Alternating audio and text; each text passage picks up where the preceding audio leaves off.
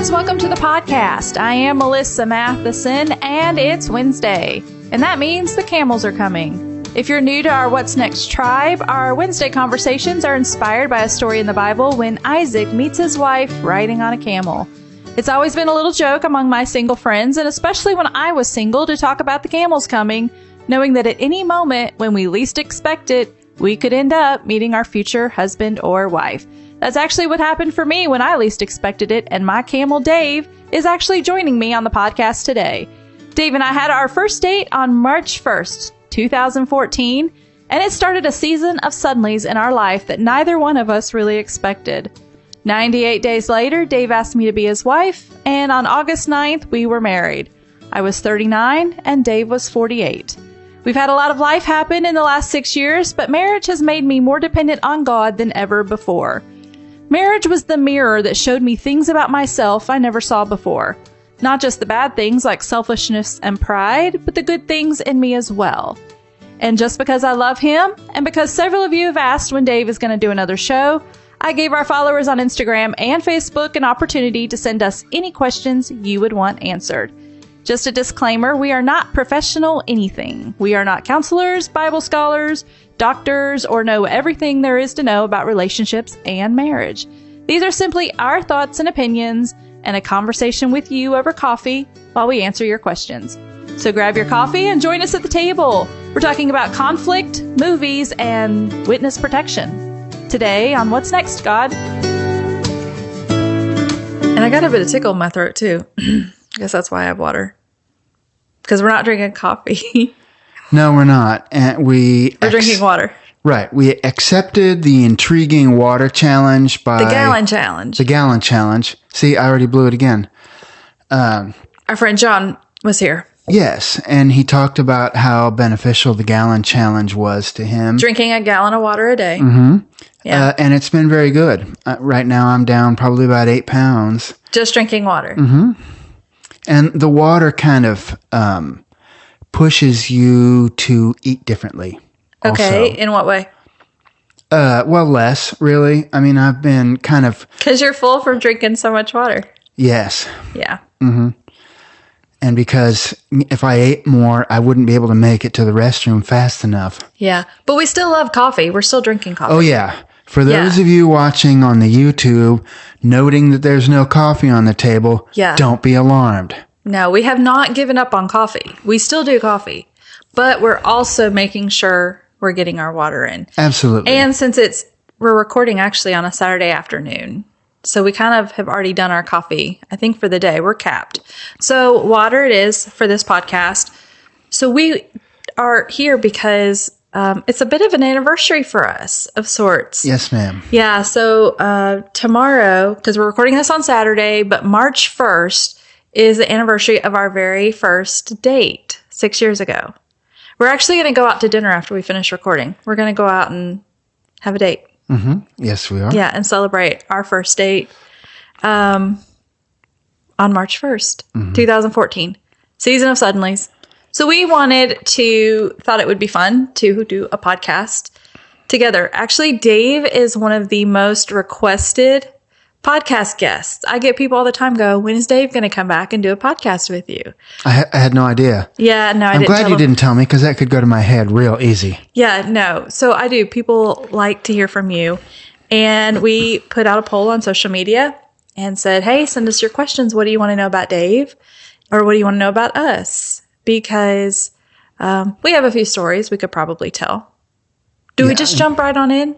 Sure. Or do we want to tell them about our first date since we're going to do our first date? Because we hadn't met yet. We hadn't met in person. No, ma'am. No. We had only talked on the phone and some texts from a friend. You lived in Pensacola. Mm-hmm. And I lived in Hamilton, Alabama. Right. And we were going to meet and have our first date in Birmingham, Alabama on March 1st. Neutral territory that had many avenues of getaway for you if they were necessary. Yes, I had lots of people that I could call and go, hey, can you randomly just show up at this restaurant in case this date's a flop? No, I didn't do that. And at one point you actually said that I never would know who might be lurking in the parking lot. I was actually thinking that there would have been some people in my life, some of my friends that would have happened to accidentally show up for dinner somewhere in Birmingham where we were just to kind of check on us, just because. You didn't make it sound accidental to me. I think you wanted me to mind my P's and Q's. No, and you did. You actually did. Well, I've got some questions here. Now, here's the fun thing. Dave has not seen a lot of these questions. We had about 40 questions come in. Yeah. Wow. And then some of them are kind of similar. So if you don't hear your exact question, it's because we've kind of lumped some of them together because some of them were familiar. But even though I know all the questions, or because I put them all on these little note cards for us to make it easier so I didn't have to have my phone out. I did not let myself think about the answers to them. Okay. So that way it could be fair. Mm-hmm. So that way we can both talk about it out loud together. Okay. Do we need to go in an order, or should we just like pull a random card from the stack? Is that more fun? Just pull a random card? Sure. Let's do that. All right. There you go. There's your card. All right. Oh, here, wait. Let's do this one. So much for random. Do I need to read this? Actually, you know what? We might have to do a little bit of an order because some of them have more to do with certain things than others. Hold on. Okay. Hold on, guys. Hold on. Here's one, because this is about singleness. This is good. Mm-hmm. How did you guys live well single before marriage? So you were single for 10 years before we got married. I was single for 10 years. And we were 30. I was 38. When we met? Mm-hmm. You were 48. 48. So for 10 years, I was 28, you were 38. Because it was before my birthday. We were single. I had kids. I was a single mom with 3 kids. You had children as well, although they didn't live with you. Correct. Yeah.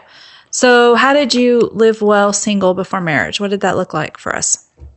For me, I just threw myself into following the Lord.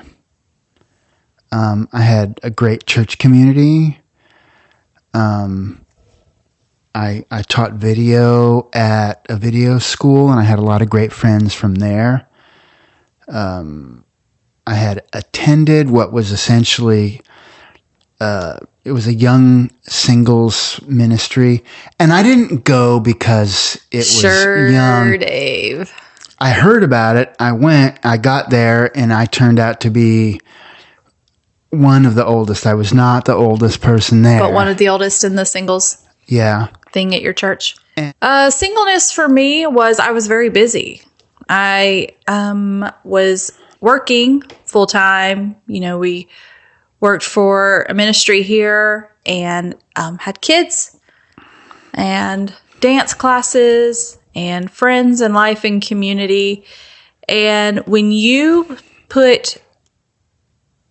fill your time, fill your days, fill your thoughts with healthy things, it just keeps you busy and it just helps you live well. When you isolate yourself, when you start to become maybe lazy or don't get involved or don't try to connect or be intentional with community, then living single well can be hard because then you start getting these thoughts or you entertain your time with movies or social media and you're just not really present in the season that you're in. And so for me, living well single just meant being active, being involved, not waiting until I got married to live my life. A little bit different for me because I was older. So I imagine if, let's say it's a 23-year-old girl, what does that look like for her? Well, it's get involved in your community. Where can you serve? Where can you help?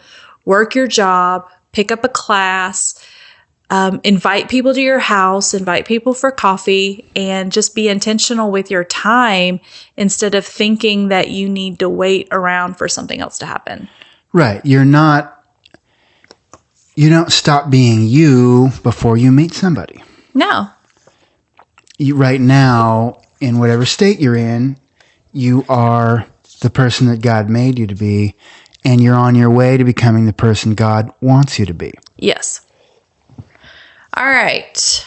Number one favorite thing about each other's personality. I almost need to look up the definition of personality. Number one favorite thing. All right, so define personality, Dave. What am I answering here? Because I could say my number one favorite thing about you, but then it might be something you do and it's not you. Right, I see what you're saying. You see what I'm saying? I want to be able to answer this question well. Number one favorite thing about each other's personality. Well, if I was an extrovert who was also a good dancer or who, I don't know. Is that personality or is that skill? Probably some of it. Well, of some of in each. terms of dancing, it's not much of a skill at all. Not for you? No. No. Not at all. We'll save that story for another day. Or not. Or not. Number one favorite thing about each other's personality then? Long pause. Well, it's what I love hearing you laugh, but it's not part of your personality. Okay. Particularly. But I really just like how smart you are. Oh, I am smart. You think I'm smart? I just said so. Thanks. One of my favorite things about you. And you're not afraid to use it. No, I like being... Okay, so growing up, I was the teacher's pet. I was the straight A. Didn't have a lot of friends because everybody thought I was, the teacher's pet. And so I struggled with that growing up, being smart. Like I didn't really want to be smart because then it meant I wouldn't have friends. And then I don't even remember when the switch happened. I was like, oh, well, I'm smart for a reason and I can do things other people can't do. Yeah. And be somebody that nobody else can be by just embracing who I am. And so being smart is one of those things. I like to think I'm wise. Am I wise? Yes, ma'am. Oh. Very. Because I'd rather be, if it could go down to being wise or being smart, I think I'd rather be wise. If I had to give up my smarts. Well, I mean, following in Solomon's footsteps, you can't go wrong. Yeah. Unless you marry 1,000 women, which, okay, guys, no. No. Okay, my favorite thing about Dave's personality, I think this would be a personality thing. Dave knows something about everything. Like, everything. Like polo, like redwood trees, like, I don't know. If I say anything, he knows something about it. Sometimes we're in conversations with people and Dave will say something. I'll be like, how did you even know that? Like, where did that come from? Like, what part of your brain did you have to go find that in? Because it's so random, but you just know something about everything. I really like learning about stuff and reading about random things. That's your Enneagram 5 too, isn't it? That knowledge, wanting to learn. Yesterday I was reading about a World War II naval battle. Just because I ran across it. Just because. I ran across the name of that. For fun. Yeah. Yeah. Mm-hmm. I ran across it on a website and I just, you know what? Let's read about it. So I did. Dave loves to read. All right. Where were you born and raised, Dave? I was born in Northern California. A suburb of San Jose. Northern California? Yes, ma'am. Oh, I thought it was Southern California. Well, I lived in Northern California in several different cities. See, look, I'm learning something about my husband today. Until I was after my freshman year in high school, and then we moved to Orange County. Oh, gotcha. Southern California, Irvine specifically. And that's when did you go to Canada? That was before... I was born in Northern California, and shortly thereafter we went to Canada because that's where my dad was born and raised. Okay. We lived in Vancouver until after my sister was born, which means we returned to the States when I was maybe 3.5 or 4. Okay. And then you went to Northern California again? Yes, ma'am. And then Southern California when Correct. You were in high school? Yes, ma'am. I was born in Fort Pierce, Florida. And I was raised in Altamont Springs, Florida. Went to private school there. When I was 18 was when I moved overseas. I went to the Czech Republic. Taught conversational English and grammar. Mm-hmm. All right. Hey, this is a question for you. My favorite coffee? Yep. What's your favorite coffee? Daily. Everyday coffee. Mm-hmm. Yes. Okay, but what about favorite kind? I would suppose probably the favorite kind that I've ever had that I really enjoy is Nicaraguan. Okay. There's a place that I went, an area that's a coffee producing part of that country called Jinotega. Shout out to Daniel Sorbera and some other folks that went with us on that trip. We went to a coffee shop and bought some great coffee. And then we've just that's been my place to go. Is Nicaraguan coffee. Yes, ma'am. But we do all of our coffee every day at home. Yes. Just because we live in a small town and we can't just randomly go to coffee shops all the time. No. So we have to get creative at home with our coffee making skills. Mm-hmm. We could write a whole nother chapter of lamentations about our lack of coffee. Oh my goodness. In Hamilton, Alabama. All right, there's another one. Why are you guys so great? I'll tell you why. It's because we have great people in our life. We have great friends. Well, and we're grateful that people think that.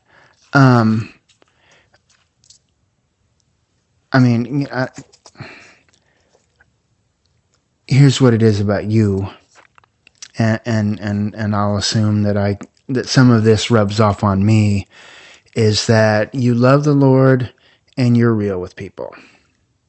Yeah.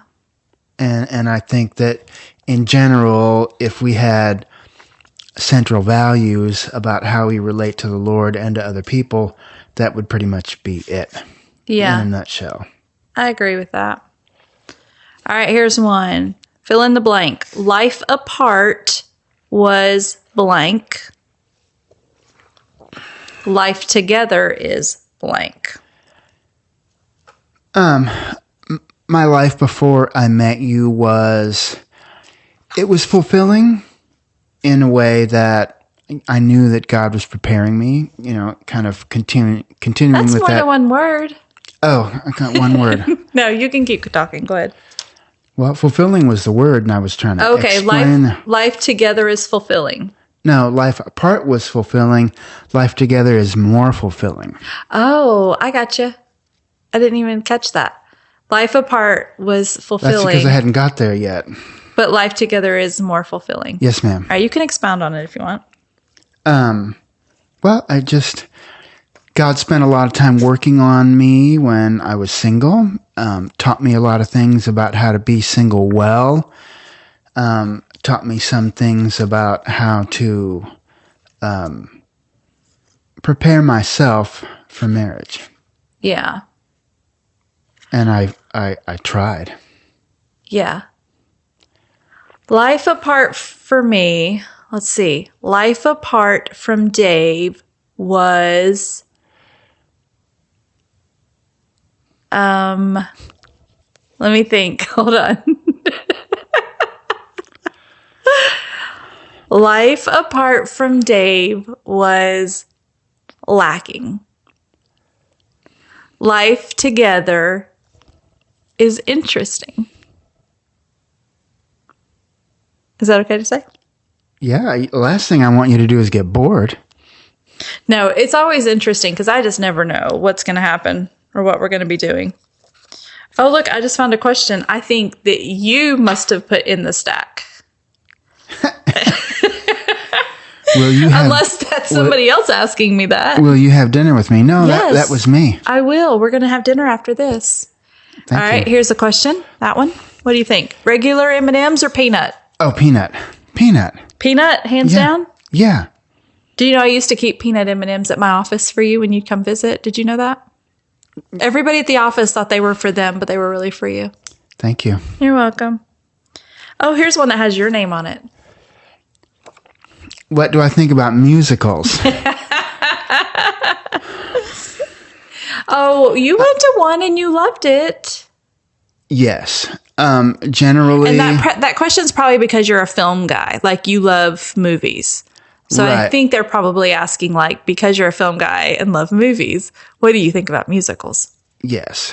I think musicals are totally awesome for everybody else, But not for you. but not for me. Not your thing. No, ma'am. Okay. That's fair.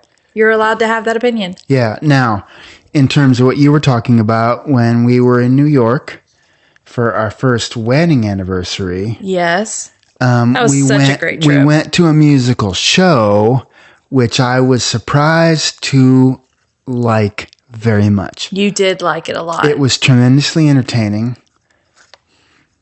What was it? What show? It was Wicked. It was so good. It really was. It really was very good. All right. Here's another two-parter. The easiest part of marriage for us is what? And then the hardest part of marriage. All right. So what's the easiest part of marriage? The easiest part of marriage is the commitment. Oh, that's actually a great answer. Because when you have a commitment, you don't have to worry about anything. Right. The thing that I most wanted that I didn't have, and you can't have it when you're single, is sharing yourself and your life with someone. Yeah. And that was, to me, the most painful part of being divorced was I felt like I really had to forget half my life. Mm-hmm. You know, that I couldn't share memories with the person that I shared it with. Yeah. That time with. And so that was, it's like, you know, tearing half your memories out. Mm-hmm. And so, you know, having that again and renewing that made commitment very easy. Yeah. And then once we're in covenant, for us, because covenant's a big deal. Covenant means, you know, I choose you no matter what, for better, for worse. And we don't know which. And so the easy part, once you've had covenant, is like you don't have to worry about that. There's a commitment to each other. Is that what you were meaning? That's the way I understood that. Yeah. What's the hardest part for us in marriage? Well, the hardest part of marriage for me is... And we can be completely honest here. I mean, I'm about to. Okay, oh, great. You're going to hurt my feelings. No, go ahead. No. No, you're allowed to say whatever you want to say. The hardest part of marriage is laying myself down. Mm. Because there are times when I don't do that as well as the Lord wants me to, as much as I'd like to, and as much as you need me to. What does that look like to lay yourself down for somebody? Can you give some practical examples? One of our previous podcast guests, Matt Peoples, you being married, he said, and I'm paraphrasing Matt, so I may miss a point or two, is that you give up your right to be right. Yes, that's true. And every now and then, maybe more than I'd like to admit, that's difficult for me. Yeah, because we both like being right. Yeah. And we're learning that connection is more important. The relationship is more important than being right. Right. And both of us were smart, decisive, wise people. Mm-hmm. And we each have, like, not three opinions about a given thing. We have one opinion. And that's probably what makes it difficult at times. Yeah. One of the hardest things for me probably is that I feel like we speak different languages. So I think communication, period. Meaning I feel like I'm communicating the best that I know how. And you feel like you're communicating, but yet I still don't understand what you mean. Like, I'm talking about in conflict. Sure. When there's conflict, I think that's the hardest part, is navigating that, because when there's tension and things are going on and you want to be able to understand how to resolve this, but you don't understand what they're trying to say, and they're using words and they're saying things, but you don't understand. You just can't understand each other. Right. That's been a hard thing for me to navigate with you. Sure. For us in our marriage. But when we understand that, it helps us try harder. Right. Knowing. But it's still a very real thing. Yes. That actually makes me think of another question I saw through here. Hold on, let me find it. How do you... We'll be right back after these messages. No, I just saw it. Here you go. How do you navigate reoccurring conflict?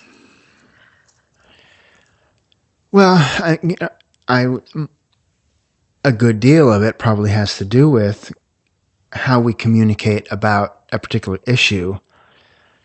And I think those last two questions, or our last two answers, go together. Right.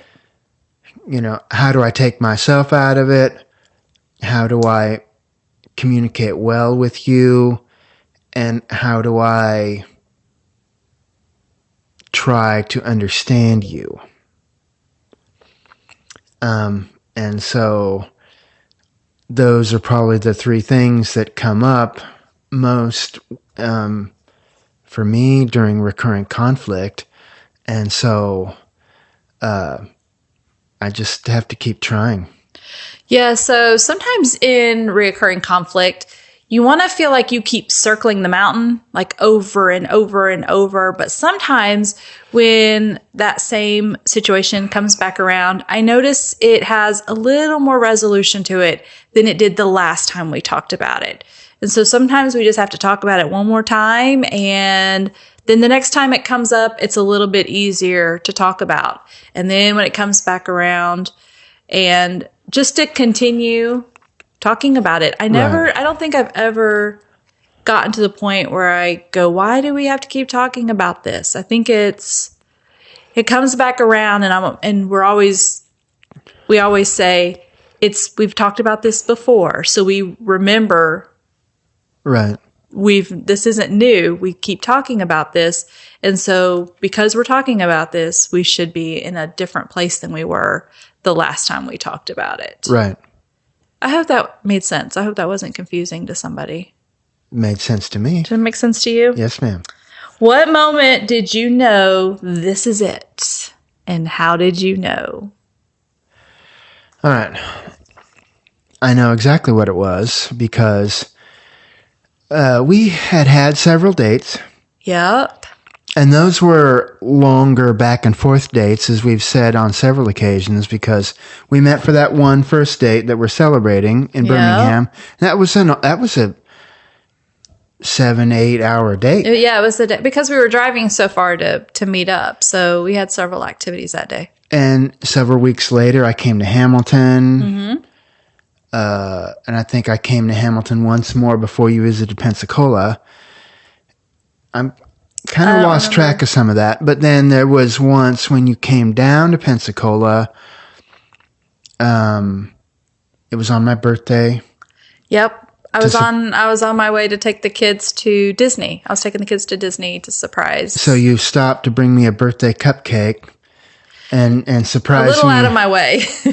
Right.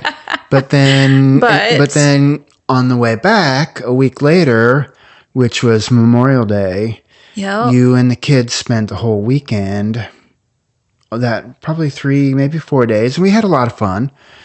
And then you left. Yep. And then I walked in, and I was rooming with a young guy. Shout out to John. Hey, John. Great guy, wonderful young man. Hey, John's single. Yes, he is. All right. And then... Sorry, I was just thinking about John. And John said, so what's next? And interesting. That's the name of our podcast. He may not have said those words or what are you going to do now, but that was the gist of it. What's next? Okay. And I said, And it was right there for me. And the Lord gave it to me, and I said, I'm going to ask her to marry me. And that was in May. That was the end of May. Yeah. It was. It was the end of May because Memorial Day is always the end of May. Yeah, I don't remember now. And then you proposed to me the first week of June. Yeah, so it wasn't very long. Oh, so once you decided, yeah, you did it. Mm-hmm. And it was just that easy for me. Who said I love you first? Oh my gosh, I don't remember. I don't remember either. It might very well have been me. I was thinking it was probably you. I felt like you were further ahead in this whole process than I was. However, the moment I knew that this was it was actually before you. Can I tell that story? Sure. Absolutely. It's such an awkward story. And it's probably, I don't know why it's so awkward. It just is. But it was our first date. Mm-hmm. And I remember our first date. Okay. Dave was so great. So great. So great. I mean, did everything great. Held the doors. Such a gentleman. I mean, he dressed up for the first date, had a tie on, and he said he dressed up because he wanted to honor me by dressing nice. And we went to dinner or lunch and a movie, and just everything was so great. But like, I wasn't really feeling it. And I thought, I don't know if I need to tell him like now or like wait till he goes home. But I really didn't have a second date on my mind. I was still enjoying like the first date. He was really nice. But in my mind, I wasn't thinking this is going to be a second date kind of thing at all. And we were walking around that evening after being together, maybe 6-7 hours. And we were walking around. We were about to go get some dessert from the Cheesecake Factory, which is a whole nother word from God. But we were walking around, and then he reached over and you held my hand. And I remember thinking, oh no, oh no, oh no. What do I do? What do I do? Like, do I tell him that I'm not really interested? And I'm like having this whole conversation with God in my head. And like, you're holding my hand, and I heard the Holy Spirit go, just wait. Like, don't say anything to him. Just wait. And when I heard the Holy Spirit say, just wait, I was like, oh no. I was like, I'm going to marry this guy, aren't I? And I kind of just knew that was going to be it, that I was on my very last first date. But it didn't really I had to just go, this is it. This is the one. And I had to just sit with that with the Lord and go, okay, because you know me, God, and you know him. And if you're saying that, just wait. And I did, and I waited, and here we are. Right. Well, now to clarify, you may have known sooner than I did, but it wasn't like I was playing games.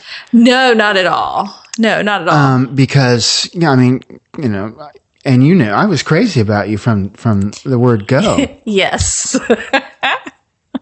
Oh my goodness, yes. And I'm still crazy about you. Yes, you are. I'm crazy about you. Is true love like a fine wine? Which implies, does it age well? Does it get better with age? And I would say, yeah. Yeah, it does. It absolutely does. I mean, I know you better. Yeah. I appreciate you more. And I look back, and I've been misty-eyed all day thinking about our first date. Have you really? Yeah. Oh, we do. We have gotten better. We've gotten better. I think we've gotten better looking too. I think we've gotten. Amen and amen. Well, a good haircut and a change of clothes did you a world of good, Dave Matheson. He used to have long hair. Guys, he had long hair. Oh, wait, you've also had a shaved head. Yeah. Yeah. The many hairstyles of David Matheson. So, but I feel like the short hair is a better look for you. Yeah. I like it shorter. Than the long hair that you used to have. I just did it because I shaved it because I got tired of cutting it. And then I let it grow because I got tired of shaving it. And then I cut it again because I got tired of letting it grow. Here we go. How to fan the flame in the midst of chaos. How do we fan the flame in the midst of chaos? Ooh. To me, you have to continue to concentrate, particularly when you've got kids and a family, on your relationship. And that's, with that, you're able to think clearly enough to fan that flame. The relationship comes first and the kids come second. Okay. Because that's just the way that God made it. And it has to be. Not that they're, in other words, prioritize well your relationship. Yeah. I was actually thinking about fanning the flame in the midst of chaos. I think that sometimes there are seasonal things that we go through in marriage, that we go through in life. Right. And in the ups and downs of different seasons of our life, to not expect it to always look the same. Sure. So absolutely. like, they talk about the honeymoon phase and, or I think that love, you're choosing love every day, no matter how you feel. Right. So even in the midst of chaos, it doesn't matter how you feel, you're still choosing to love. There's an intention there to love. And even if you don't feel it. So sometimes I remember when we've gone through some difficult times, it's like, I don't know. I think maybe you've thought this more than I have. Like, are we going to be okay? Are we going to get through this? And to me, it was never a question of if, it was just when. Like, yeah, we're having difficulty connecting or getting on the same page about some stuff, but I know it's going to be okay because we're not going to stay like this forever. That there's a season, and sometimes there's a time to laugh, and there's a time to cry, and a time to mourn, and so when you can recognize seasons in your life and that they're not permanent, they don't last forever.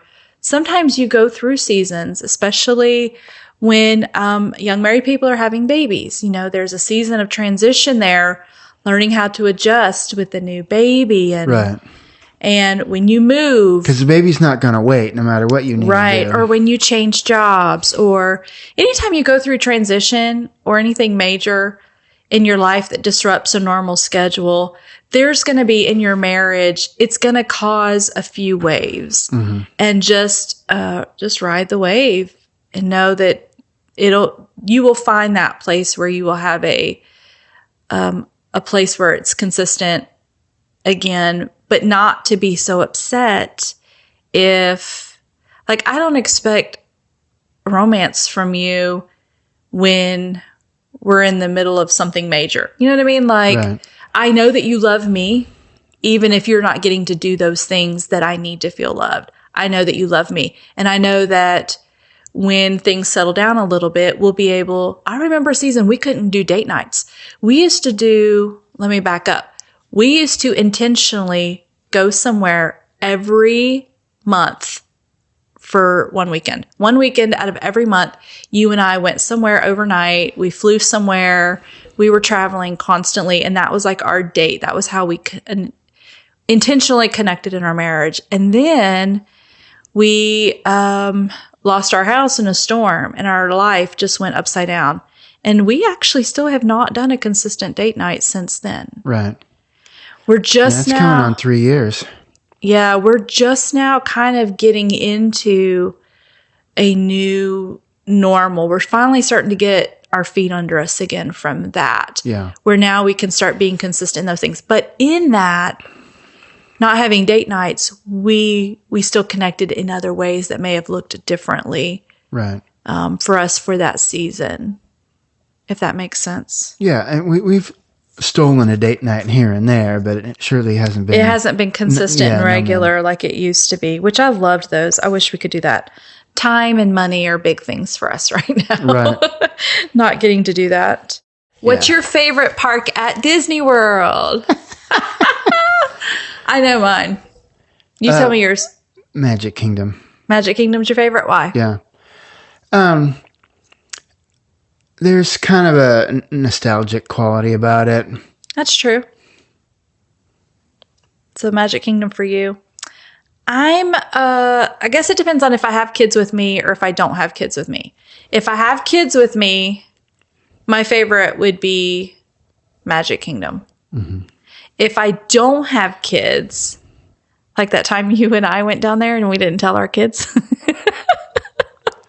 for our anniversary, we just went for one day. Right. Epcot.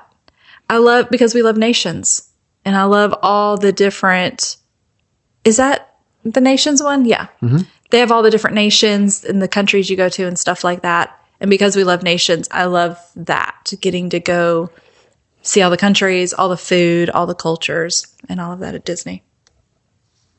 That was a good question. Mm-hmm. I like that.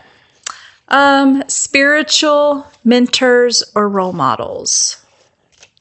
Like who? Who are ours?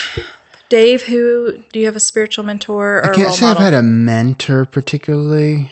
So how about somebody that's just influenced you spiritually?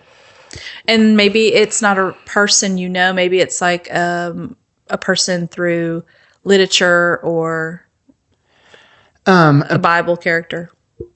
Not character, a person in the Bible. Right. Probably two people. I would say King David, and not for the obvious reason. Okay. Just his character, as a man after God's own heart, has always been inspirational. And probably C.S. Lewis. I like C.S. Lewis. Is there because anybody? He's so dang smart, and very. He puts thoughts together very surprisingly, amazingly, geniusly well. Is there anybody that you've grown up with, or even anybody in the last 10, 15 years that's has had a significant influence on you, on your spiritual walk? A pastor, a teacher, a missionary? Excuse me. Former pastor of mine, Arnie McCall of Freedom Church in Pensacola. Yeah, he's a great guy. Spent a lot of time with him and under him. Him and his whole crew. I mean, everybody who works with him. There's some who've come in who are tight with him that I don't know as well since. But these are some of the most authentically after Jesus people I've ever met in my life. Yeah, so if you're in Pensacola area, Freedom Church. Absolutely. Yeah, is where you need to be. There are a number of great churches. That's the one that I went to for 4 or 5 years before I moved here. Yeah. And I went there a couple of times when we were dating and met a lot of people there. All right. How about... You didn't answer that question. Oh, wait. Yeah. Okay. Spiritual mentors or role models for me. Well, gosh, I've been here in Hamilton for 11 years, and these have been the most significant years for me spiritually, where I've really had the most significant encounters with the Lord, other than my salvation experience of sorts that I had like 13 years ago. That first time, like I really, even though I grew up in church, and knew the Lord, got saved and baptized. But there was that moment when I was a single mom in the middle of the night, just having that encounter with the Lord, like realizing that God is real and that there was more to life than what I was living, and just began this pursuit of God. And so living here in Hamilton 11 years, we have some incredible people here. So Karen Wheaton, of course, is a spiritual mother to so many people here with this ministry we have. And she's the person that has taught me how to pray. I'm going to cry. I've learned from Miss Karen what it's like to not give up. I've learned what it's like from her to hold on to words from God. Like hold on to a word from God and not let it go. When God says something, you hold on to that word until you see it come to pass. And then, of course, her mom, Mama Nell. I remember talking to Mama Nell about how did she raise Miss Karen to be Miss Karen, you know? And because if you look at even some of the greatest giants in the faith that we know, there was somebody that mentored them in a way. And I love Mama Nell and just her heart to serve. So how about this one? Dave, what is your favorite place that you've ever visited in the world? Because Dave's a big traveler. Dave has, I don't know, been to 30 countries and been everywhere. So where's the favorite place that you've ever visited? It's just really so hard. Okay, so you don't have I've an been answer. to so many good places. I mean, I've really enjoyed Nicaragua. I've enjoyed a couple of times I've been to Peru that have been very impactful for me. But there's always a soft spot in my heart for Germany. Yeah, you do. I spent a lot of years before I studied Spanish. I studied German, and I spent some time there right after high school graduation. And it's always been a place for me. And so, the last couple of times I've been there, I've been to Berlin, which was always, it's just so heady to go there. Yeah. Because of how central that's been to 20th century history. Yeah, because you love history. Yeah. Speaking of things you love, question for you.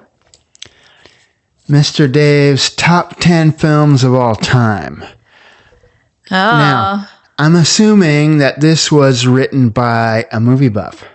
I don't know if he is or not. I actually really don't know this person that well. And that's fine.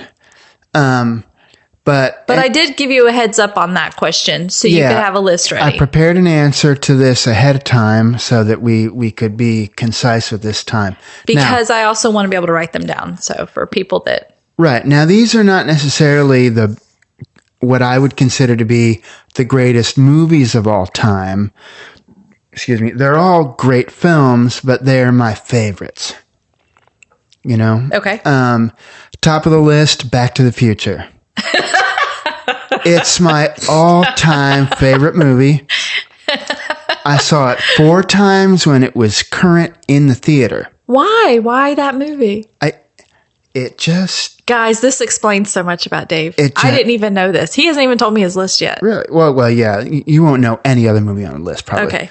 No, probably not. Another one of the many differences between Dave and I.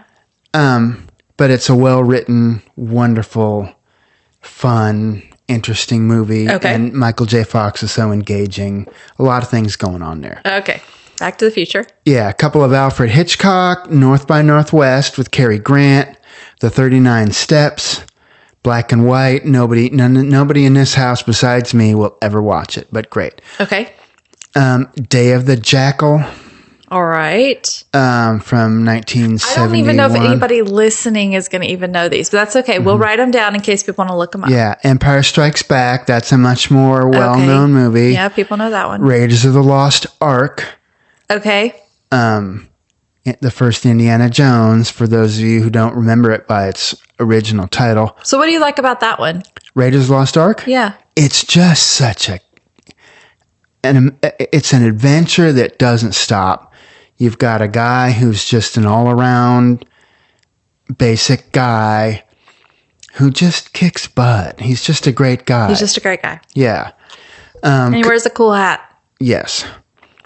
Casablanca with Humphrey Bogart and Ingrid Bergman.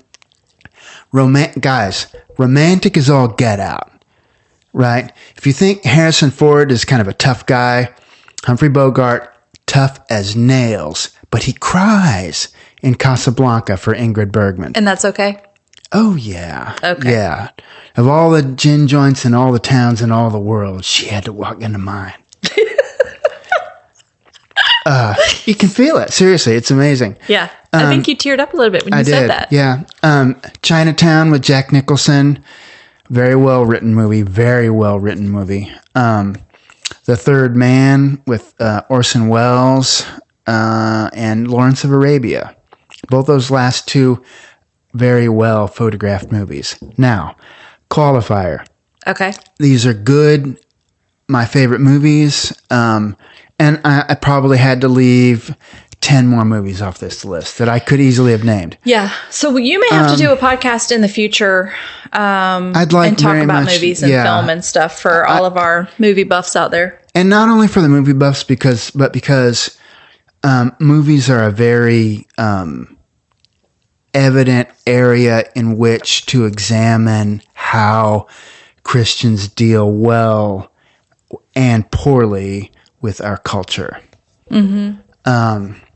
But quick disclaimer, not all those movies. I recommend every last bit of their content or language or anything that goes on.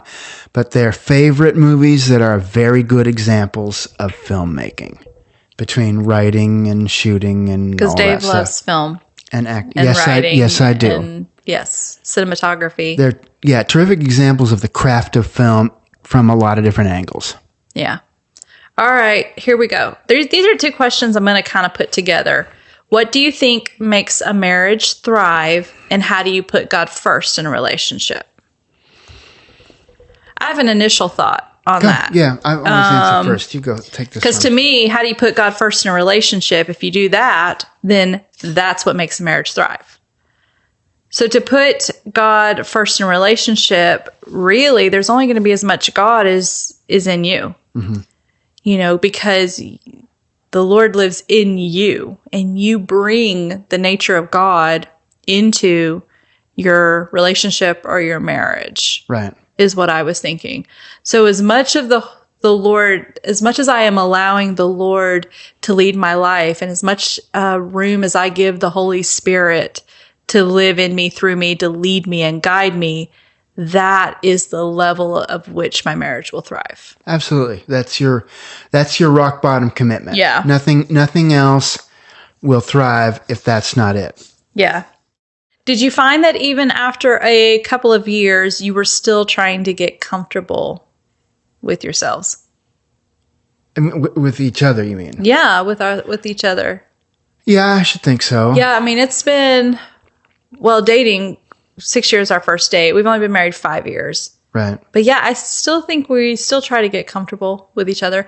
I remember a lady telling us that saw us riding a bicycle for two. Do you remember that, Ellen Holland?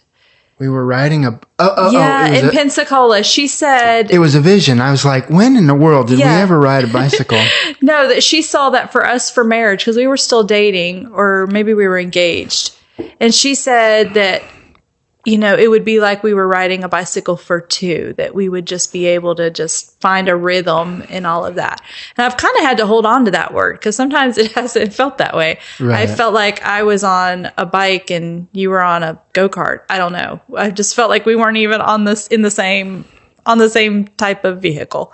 Right. And sometimes, so yeah, I think that just takes getting used to. What do you do when you're not comfortable with me? What do I do? Yeah, you actually stay in your office. We actually do a lot together. We do. We do a lot together. So we're intentional about staying connected, even when we don't feel connected. That's always a big deal. In terms of habits, I made it a purpose when we got married that we would always go to sleep together. Yeah. At the same time. Even if you weren't tired. Well, yeah. It just kind of worked out that we would, you know, our rhythm kind of did that. And then, you know, if I got up early or you got up early, whatever our day worked like. And I usually try and get up and prepare a couple of things for you. There was a season where you were having to work a night shift for a few months. And that just didn't work for us, for our marriage. That was difficult. Yeah, that was kind of a difficult thing for us. And so we opted to not stay in that job for our marriage. Right. You know, so that we could be able to be together in the evenings. Okay, this one, this is a really great question. Actually, it was asked 3 times almost. Ready? Yeah, fire away. I put all 3 of them on the same card. Okay. Is Dave in witness protection or the FBI? What is the real story? Dave, you are such a mystery. Are you the FBI? Dave, in all caps, are you the FBI or hiding in Hamilton in witness protection? Am I that much of a Yes. round peg in a square hole? Yes, you are. I'm from California. My dad was Canadian. I spent 12 years in Costa Rica. Yes. And I've only lived in the South for about 15 years. Yes. So I'm well, you really, lived in the South. You lived in Florida for 10. Well, okay. I can't really count that. Pensacola is the South. It's not Florida. Okay. God forbid. Some of my Florida people, it's not like Miami, for example. Okay. At all. It's But you're living here now in the middle of nowhere. Right. In Northwest Alabama. I would just have to say that what that question says is I'm probably more cosmopolitan or even international. I just have a whole different feel and look, and I've been a lot of places. Yes. And you speak several languages. And I guess just that. You know a little bit about everything. I could see where you could make a good spy. But you're not FBI? No, ma'am. Would you tell me if you were? Like, are you in witness protection? Like, you have this whole life? You know, I didn't even know you were born in Northern California until just now. I have this. Okay, so I bought Dave and I this book for us to be able to ask questions of each other because I really don't know Dave. Like, I don't know. And I'm actually going to challenge all married people to do this. Like, ask them to tell you stories about first grade. Like, those are just things because sometimes we just get into the present and the now and the history that we have with each other, that you had a whole 48 years of life right before I came into your life. And I don't know hardly anything about those 48 years. And so, I need to know that because all of those things are, even though it was before me, they are all parts of you and have made you who you are today. Oh, and I agree with that. I guess it's just, you never really, when you're getting to know somebody, we do what we're doing now, you know, whether it's podcasting or breakfast or, you know, whatever we're doing, church, you know, taking care of the kids. And we're not sitting... Okay, well, where were you? I was born in a log cabin in Northern California. And yeah, then I went it's not a conversation you have. Yeah, like you don't give your autobiography in most normal. It comes out in all these stories. Yeah, that was one of the. Or it usually comes out in conflict. Right. Like something will come up and you'll be reminded of, oh, I remember somebody in 4th grade said that to me, and that's why when you just said that to me, that's why it bothered me so much. Not just that you said it, but it reminded me of something that happened in 4th grade. Right. Yeah. And in a lot of circumstances, things like those, they almost take too long to explain to be worth your while. That's true. You know, and I mean, not that you, my beautiful bride, are not worth my while. I'm just saying, you know, in your normal average conversation, that doesn't come up. Exactly. You're going to go, well, man, you know, I had Miss Grant for 1st grade, and she would always sing Leaving on a Jet Plane. Mm-hmm. And this was still during the Vietnam War, and, you know, and this, that, and the other. And those things are true. Yeah. I didn't just make that up. Those are true things. Oh, you had a Miss Grant. But how does that fit into... She was Miss Grant and then Mrs. Murphy. I had a teacher in 3rd grade that got married, too. Mm-hmm. And then... She changed names halfway through the school year. So how often does playing Leaving on a Jet Plane come in? No, but those are parts of, you know, there are stories that do shape who we are now. Right. Here's a really great one. What was Dave's biggest struggle becoming a full-time step-parent? Biggest struggle? Yeah. I would have to say that my struggle was with myself. Okay.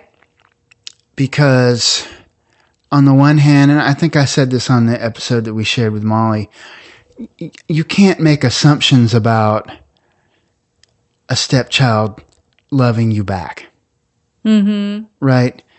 You can't require it of them. You can't demand it of them. You can't even, without saying anything, assume it of them. Mm-hmm. You just have to love them and literally not expect anything back. Yeah. And that was hard for you.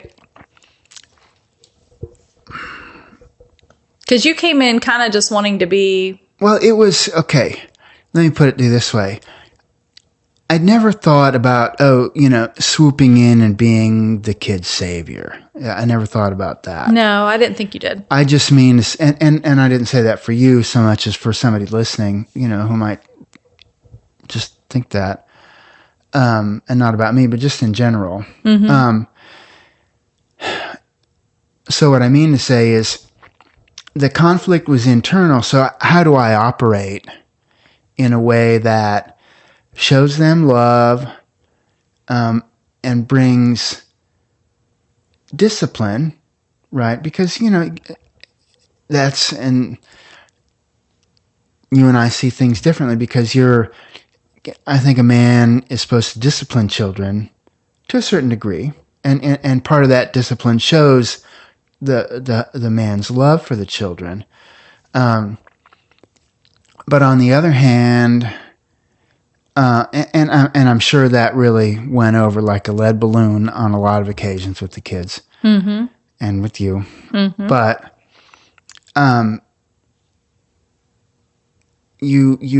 those discipline is more a matter of teaching of values to me, and that was some things some ways in which we needed to fit together that you couldn't anticipate even when we were dating. Yeah. But beyond that, I'm kind of a physically demonstrative person, and you can't do that with the kids that don't know you very well. Right. And that to me is an example of, making an assumption or possibly pushing yourself into areas that they're not necessarily prepared for. Yeah. And so there was, some inner conflict because all these things are my burden to bear. Yeah. I would have to say this topic was probably our greatest struggle, maybe the first 2 years we were married, about parenting and how to parent our family. Because I believe that when God brought you into my life, that there are things inside of you that I needed, and that you were going to have things that my kids needed. And I had to be okay with letting you into our lives so that we could receive from you what God had put in you to deposit into our family and to lead our family. Because I'd been doing it on my own for, single mom 10 years. The kids were teenagers when we got married. Well, no, they weren't. 10, 12, 14. Yeah. They were 10, 12, and 14. But I had to share that. And that was really hard. We still don't agree on how to handle certain situations. And even then, I have to sometimes just step back, let you finish your conversation or your discipline or whatever it is. And then we have to kind of talk about it. And I'll be like, okay, can you tell me why you think that way? And I have to decide now if it's something that's like a non-negotiable for me. I wish I could give an example, but I can't. There's not one coming to mind. Then you and I will talk it out. And then sometimes there are things with the kids we just go, a lot of times, actually probably most of the time, when there are big decisions with the kids, it's I'll talk to Dave. And then you and I make a decision together. Right. Or you'll talk to me and we make a decision together on things. And that was hard because I was just so used to just making all the decisions and just letting them do that with me. And then I would have to go, if I wasn't home, you need to go talk to Dave about that. You need to go run that by Dave. If I was on the road or traveling. And, but letting you into that part of my world was actually probably the most difficult thing of our marriage. Right. Do you think we navigate that better now? Yeah, I think we do. We have great kids, though, too. Yes, absolutely. And I never, in seeing myself as a disciplinarian, it never was that I thought that the kids were wrong or bad. Just stuff happens. Yeah, we're talking like curfews, house rules, what we watch on television, just house rules, expectations, chores, that type of thing. Right. Yeah. How about this one? I would love to hear you talk about assignments. Oh, this is just our world that we're living in right now. Assignments. Right. When, I thought you were about to say something. So did I. So, go ahead. I couldn't think of anything. So the idea of assignments is something that really has just set me free in a lot of ways. Because I'm a person, I'm just like about being loyal, being rooted, being planted, being established, being intentional, connecting. And so being here for so long, for so many years, it's where I've been, and I've been rooted and planted and established and thriving and growing.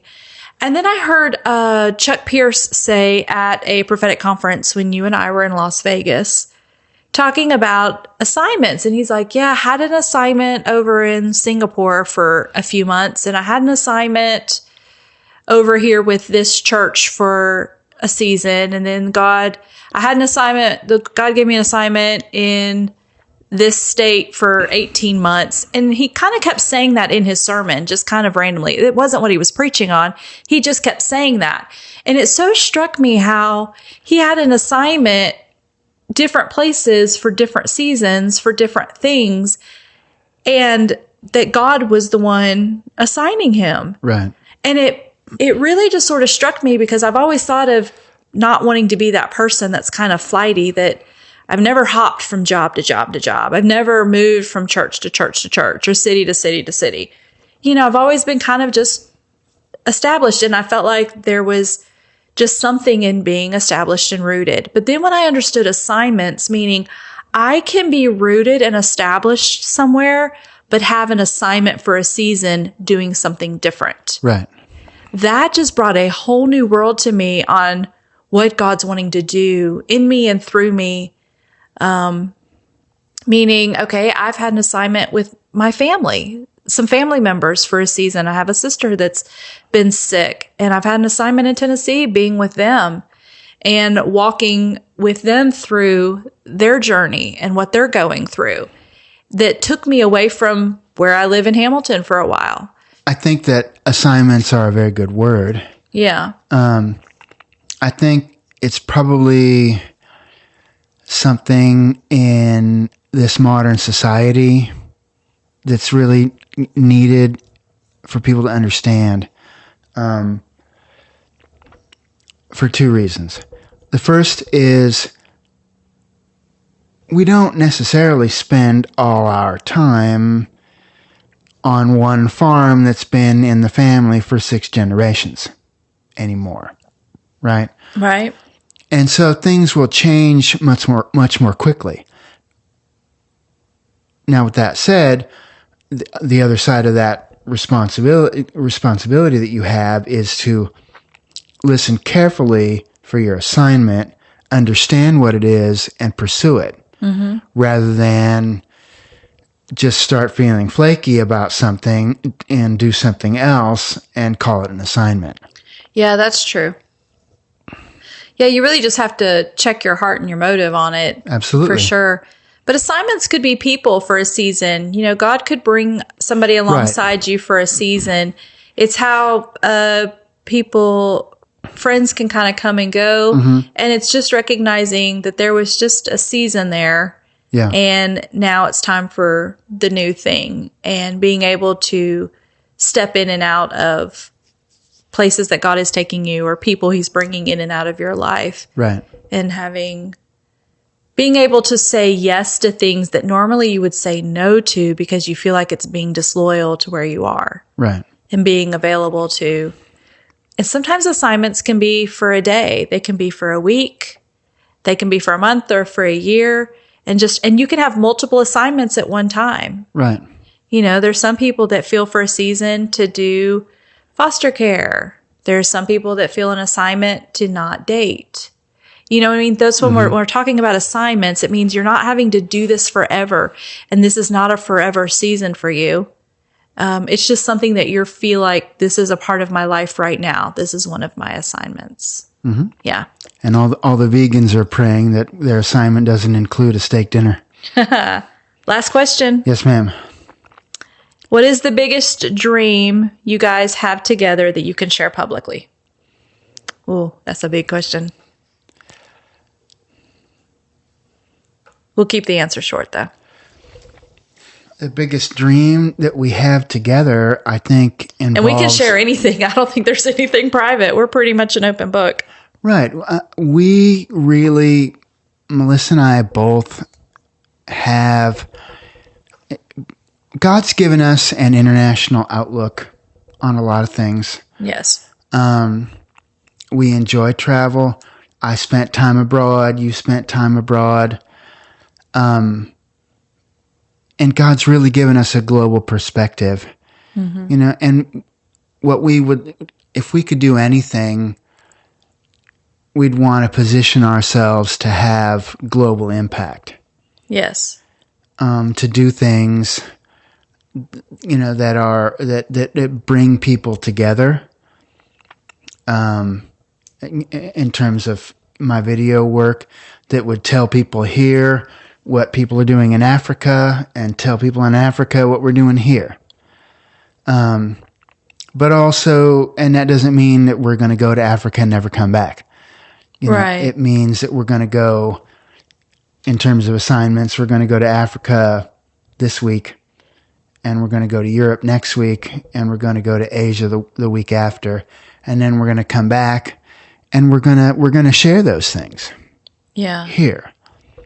And we're going to be assigned to people here. Whatever that looks like.